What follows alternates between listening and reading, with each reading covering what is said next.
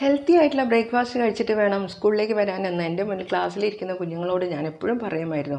കാരണം breakfast is the brain food എന്നാണ്. അപ്പോൾ ഇതൊക്കെ പറഞ്ഞ് പഠിപ്പിക്കുന്ന ഞാനും ഹെൽത്തി ആയിട്ടുള്ള ബ്രേക്ക്ഫാസ്റ്റ് കഴിക്കണ്ടേ? ഇന്നത്തെ എൻ്റെ ബ്രേക്ക്ഫാസ്റ്റ് എന്താണെന്ന് നോക്കാം.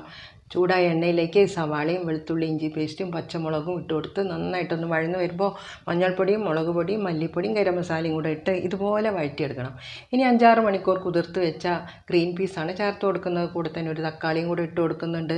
ഇനി നികക്കെ വെള്ളം ഒഴിച്ച് കുക്കർ മൂടി ഒരു 5-6 വിസിൽ വരുന്നവരെയും വേവിച്ചെടുക്കണം. ഇപ്പോൾ ഇവിടെ ഗ്രീൻ പീസ് എല്ലാം നന്നായിട്ട് വെന്ത് വന്നിട്ടുണ്ട്. ഇനി കടായിലേക്ക് കുറച്ച് എണ്ണ ഒഴിച്ചു കൊടുത്ത് കടുകും വറ്റൽമുളകും സവാളയും കറിവേപ്പിലയും കൂടെ ഇട്ട് കൊടുത്ത് ഒന്ന് വഴറ്റിയ ശേഷം കറിയിലേക്ക് ഒഴിച്ചു കൊടുത്താൽ നല്ല ഗ്രീൻ പീസ് കറി ഇവിടെ തയ്യാറായി. കൂടെ കഴിക്കുന്നത് എന്താണെന്നറിയോ? ചമ്പാവരി പുട്ടുപൊടി കൊണ്ടുള്ള നല്ല പുട്ടാണ്. ചൂടുള്ള പുട്ടും ഈ ഗ്രീൻ പീസ് കറിയും കൂടിയാണ് ഇന്ന് ഞാൻ കഴിച്ചത്. അപ്പോൾ നിങ്ങൾ തന്നെ പറയൂ, ഇത് ഹെൽത്തി ബ്രേക്ക്ഫാസ്റ്റ് ആണോ എന്ന്.